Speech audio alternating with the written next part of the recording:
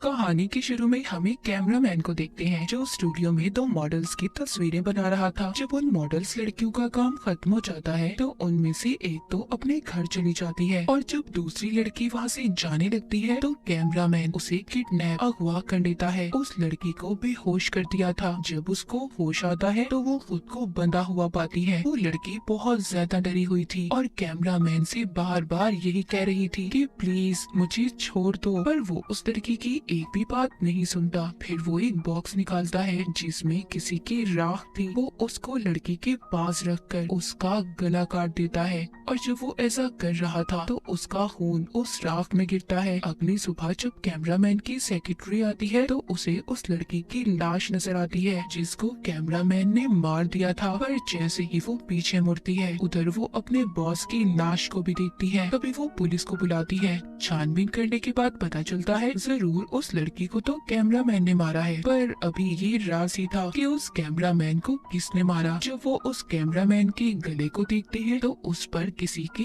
काटने के निशान थे। उसकी लाश को देखकर ऐसा लग रहा था कि जैसे उसका मांस किसी ने खा लिया हो। इसके बाद हम कहानी में दो न्यूज रिपोर्टर्स लड़कियों को देखते हैं जो काबिल तो बहुत थी पर उनका कोई भी यकीन नहीं करता था। वो जब दोनों अपने ऑफिस में जाती हैं तो उनका बॉस उनसे कहता है कि इस केस के बारे में पता करें कि आखिर उस कैमरामैन की मौत कैसे हुई, उसे इतनी बेदर्दी से किसने मारा। अब वो दोनों एक लैब की लड़की से मिलती हैं। वो उसको होटल में खाना खिलाती है और इस केस के बारे में पूछती है। वो लड़की उन दोनों रिपोर्टर्स को बताती है कि उस कैमरामैन ने तो लड़की को मारा है। हमें उसके घर से कुछ मोमबत्तियां मिली। उन्हें देखकर ऐसा लग रहा था कि जैसे वहाँ पर कोई रिचुअल, कोई जादू हुआ हो और कैमरामैन की गर्दन पर किसी के दांतों के निशान थे कि जैसे किसी ने उसके गले को चबा कर खाया हो। ये दोनों जब ये सुनती हैं तो काफी परेशान हो जाती हैं और सोचने लगती हैं कि ऐसा आदमखोर कौन हो सकता है जो इंसानों को ऐसे खौफनाक तरीके से खा रहा हो। इसके बाद हमें सेंड्रा नाम की एक लड़की दिखाई जाती है जो योगा करके अपनी गाड़ी की तरफ जा रही थी। जैसे ही वो अपनी गाड़ी में बैठने लगती है तो कुछ लोग आकर उसकी गाड़ी को चुरा कर ले जाने वाले थे, पर तभी जो वो गाड़ी को चुरा कर भाग रहे थे तो पहले ही सेंड्रा की गाड़ी में कोई मौजूद था जो उनको काफी बुरी तरह मारता है और फिर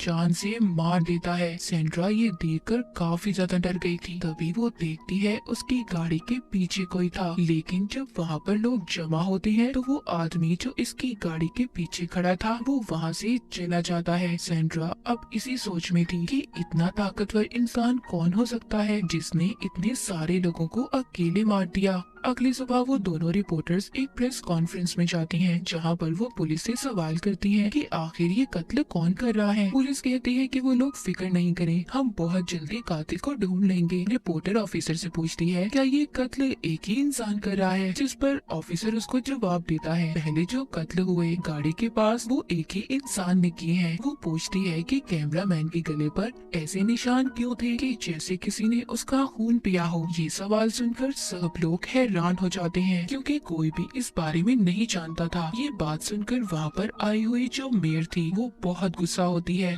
और वो रिपोर्टर लड़की से कहती है कि आइंदा के बाद तुम इस कॉन्फ्रेंस में नहीं आओगी, तुम्हारी जगह कोई अच्छा रिपोर्टर आएगा जो हमसे अच्छे सवाल पूछेगा। और वो ये बात इनके बॉस को भी बता देती है, जिस पर इनका बॉस इन्हें बहुत डांटता है। बॉस को भी उनकी बातों पर यकीन नहीं था। वो पूछते हैं कि आखिर तुम्हें ये खबरें देता कौन है।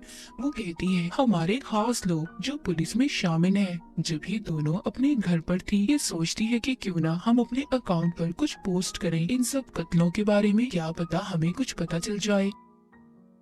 तभी इन्हें लैब में काम करने वाली लड़की का फोन आता है। वो उन्हें बताती है जिन भी लोगों का हमने डीएनए का टेस्ट किया है वो एक ही आदमी है जो सबको मार रहा है, पर जो उस मॉडल लड़की की मौत हुई वो तो कैमरामैन ने ही की थी। अब ये दोनों इन सब बातों का पता करने कैमरामैन के ऑफिस में जाती हैं जहाँ पर सबसे पहला कत्ल हुआ था। जब ये वहाँ पर जाती हैं तो वहाँ पर इन्हें एक बॉक्स मिलता है। ये वो ही था जो हमने कहानी के शुरू में कैमरामैन के हाथ में देखा था, पर अब उस बॉक्स में राख नहीं थी। छानबीन करने पर इन्हें जादू का सामान भी मिलता है जिसे देखकर इन्हें पता चलता है कि यहाँ पर जरूर किसी ने कोई जादू किया होगा। वो दोनों सब चीजें देखकर सोचती हैं कि जरूर वो कैमरामैन किसी कल्ट, किसी ग्रुप का आदमी होगा जिसने यहाँ पर जादू करके किसी को जिंदा किया है, और वो वही इंसान है जो जिंदा होकर अब सबको एक एक करके मार रहा है। अब जब सब इन दोनों को पता चल गया था, लेकिन ये दोनों सोचती हैं बिना सबूत के कोई भी इनकी बातों पर यकीन नहीं करेगा, इसलिए ये दोनों फैसला करती हैं कि पहले ये सबूतों को इकट्ठा करेंगी। उधर सेंड्रा, जो कि उस हादसे के बाद हॉस्पिटल में थी, उसका भाई भी वहाँ पर आता है। सेंड्रा का भाई पुलिस ऑफिसर से पूछता है क्या यहाँ पर कोई खतरा तो नहीं है। ऑफिसर कहता है फिक्र नहीं करो, तुम्हारी बहन यहाँ पर महफूज है। फिर वो जब अपनी बहन से मिलता है, सेंड्रा उसे बताती है उस रात मैंने एक आदमी को देखा था जो बहुत खतरनाक था, और मुझे लगता है कि वो मुझे भी नहीं छोड़ेगा, मुझे भी मार डालेगा। सेंड्रा ये बात कर ही रही थी, तभी वहाँ पर वो आदमी आ जाता है जो सेंड्रा को मारने के लिए आया था। उधर सेंड्रा का भाई उसे एक क्रॉस लॉकेट देता है, कहता है इसे पहन लो, गॉड पर यकीन रखो, तुम्हें कुछ नहीं होगा। पर वो अब अंदर आ चुका था जो एक गार्ड को मार रहा था। ये देखकर एक पुलिस ऑफिसर उस पर गोली चलाती है, और गोली की आवाज सुनकर और भी पुलिस वाले वहाँ पर आ गए थे, लेकिन वो आदमी उस ऑफिसर को मारकर उसका खून पीने लगा था। इसके बाद वो सेंड्रा के पास जाता है उसे मारने के लिए, तभी वो उसके गले में जब क्रॉस वाला लॉकेट देखता है तो डर जाता है और भागने लगता है। ऑफिसर भी वहाँ पर आ गया था जो सेंड्रा को बचाकर उसे घर भेज देते हैं, और यहाँ पर हमें पता चलता है कि वो आदमी कोई आम इंसान नहीं था, वो एक ड्रैकुला था जो सिर्फ रात को बाहर निकलता था। और ये यहाँ पर आया कैसे, ये हमें कहानी में आगे जाकर पता चलेगा। इसके बाद हमें एक लड़की दिखाई जाती है जो अपने काम से वापस घर जा रही थी। जब वो गाड़ी में बैठती है तो ड्रैकुला पीछे से आकर उसके गले को पकड़ लेता है, उसे मार कर उसका खून पीने लगता है। अगली सुबह दोनों रिपोर्टर्स को उनका बॉस कहता है मैंने आज नया शो शुरू किया है जिसमें लोग हमें अपनी राय देंगे कि कातिल कौन है, और उनको इस केस पर बहुत से मैसेज भी आना शुरू हो जाते हैं जिसमें लोगों ने उन्हें अपने अपने ख्यालात बताए थे कि ऐसा क्यों था और इसके पीछे राज क्या था। वो दोनों रिपोर्टर लड़कियां कुछ लोगों के नामों को चुन लेती हैं और उनसे बात करने की भी कोशिश करती हैं। उधर सेंड्रा का भाई भी उसे अपने घर ले आया था। वो बताता है कि यहाँ पर कैमरे लगे हुए हैं, तुम फिक्र नहीं करो, तुम्हारी जान को खतरा नहीं होगा। तभी सेंड्रा रिपोर्टर की वीडियो देखती है जिसमें वो कह रही थी कि इस केस के बारे में कोई भी अगर कुछ भी जानता है तो हमें जरूर प्लीज बताएं। सेंड्रा अपने भाई से कहती है कि मैं भी इनसे बात करना चाहती हूँ। उधर ऑफिस में दोनों रिपोर्टर लड़कियों से अब एक लेडी बात करती है। वो कहती है कि मैंने आप लोगों की खबर को पढ़ा जिसमें आपने एक कैमरामैन का जिक्र किया था। उसी आदमी से 1 साल पहले मेरी बात हुई थी क्योंकि मैंने उस वक्त ड्रैकुला के ऊपर एक किताब लिखी थी। उस किताब में एक आदमी का जिक्र था जो बहुत खतरनाक था। वो उस आदमी को जिंदा करना चाहता था और वो मेरी इन सारे मामले में मदद भी चाहता था, पर मैंने उसे इस बारे में नहीं बताया क्योंकि अगर मैं ऐसा करती, उसकी मदद करती, तो एक खतरनाक ड्रैकुला हमारी दुनिया में आ जाता। तभी एक और लड़की इनकी वीडियो में शामिल होती है जो कहती है हाँ मैं भी जानती हूँ उस इंसान के बारे में जो ड्रैकुला बनकर लोगों को मारता है। कुछ सालों पहले मेरा भी सामना हुआ था, उसने मेरी आंखों के सामने मेरी दोस्त को मार दिया, लेकिन मैंने उसे मारकर उसकी लाश को धूप में ले आई जिससे वो राख बन गया और मैंने उसकी राख को एक बॉक्स में बंद कर दिया। पर कुछ दिन बाद वो बॉक्स ही चोरी हो गया। ये सारी कहानी सुनने के बाद दोनों समझ गई थी कि ये ड्रैकुला ही है जो अब दोबारा लोगों को मार रहा है और वापिस आ चुका है।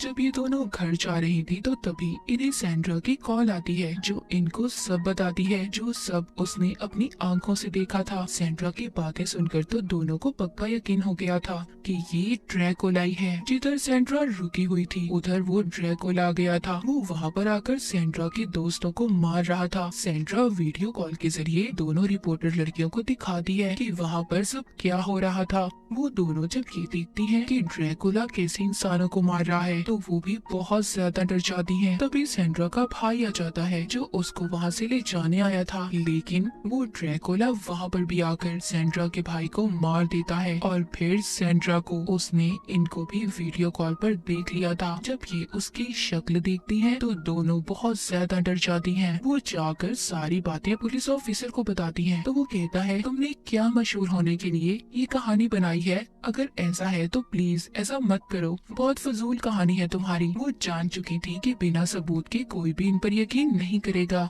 वो सोचती है कि दिन के वक्त वो ड्रैकुला आखिर रहता कहाँ होगा। वो उसके लिए हथियार भी बनाती हैं ताकि ये उसका सामना कर सके। एक दिन इन्हें एक आदमी का फोन आता है जो इनकी मदद करना चाहता था। वो अब इन दोनों को अपने ऑफिस में बुलाता है। ये पूछती है कि आखिर उन्होंने यहाँ पर क्यों बुलाया है। वो आदमी बताता है कि हमारी डीलर कंपनी है, हम लोग घर बनाकर बेचते हैं। उन्हें बताता है कि मेरे पास एक दिन एक आदमी आया था जिसने मुझे कहा कि मुझे एक ऐसा घर चाहिए जो बिल्कुल वीरान हो और बहुत सुनसान जगह पर, वहाँ पर कोई आता जाता ना हो। मैंने उसे वो घर दे दिया था। वो दोनों सुनकर कहती है कि आखिर ये सब बातें आप हमें क्यों बता रही हैं? वो आदमी कहता है हो सकता है जिस ड्रैकुला की तलाश तुम कर रही हो वो वहीं पर हो। वो उन दोनों को वहाँ की चाबियां भी दे देता है। दोनों अब वहाँ पर जाने का फैसला करती हैं। जब ये दोनों वहाँ पर जाती हैं तो वो बिल्डिंग वाकई ही सुनसान थी। ये वहाँ पर सबूतों को इकट्ठा करने लगती हैं, पर उन्हें वहाँ पर कोई सबूत नहीं मिला था, इसीलिए अब ये दोनों वापस जा रही थी। लेकिन तभी उनकी नजर एक अखबार पर पड़ती है जो 2 हफ्ते पहले का था। उसे देखकर वो सोचती हैं कि अगर यहाँ पर कोई नहीं रहता तो ये अखबार यहाँ पर कैसे आया होगा। तभी वो एक लड़के की लाश को देखती हैं। उधर ही वो ड्रैकुला भी था जो इसका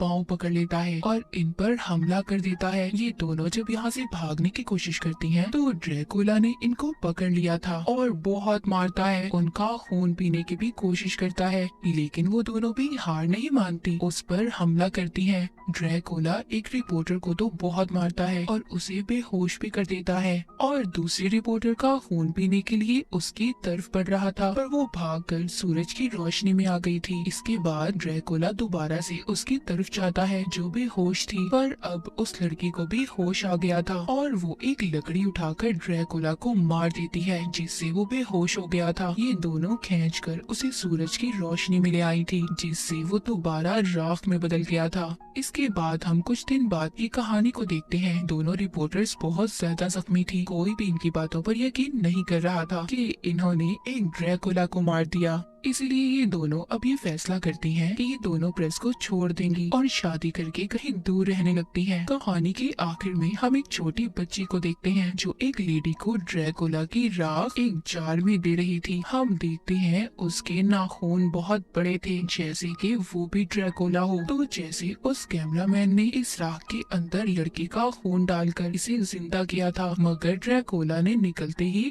उसको भी मार दिया। फिर दोनों रिपोर्टर्स ने अपनी बहादुरी से उस ड्रैकुला को मारा, मगर उस ड्रैकुला की राख जब तक इस दुनिया में रहेगी तो कोई ना कोई इंसान उसे अपने फायदे के लिए लड़की का खून उसमें डालकर इसे जिंदा करेगा और ये ड्रैकुला फिर से दुनिया में तबाही फैलाने आएगा। और इसी के साथ ये कहानी यहीं पर खत्म हो जाती है।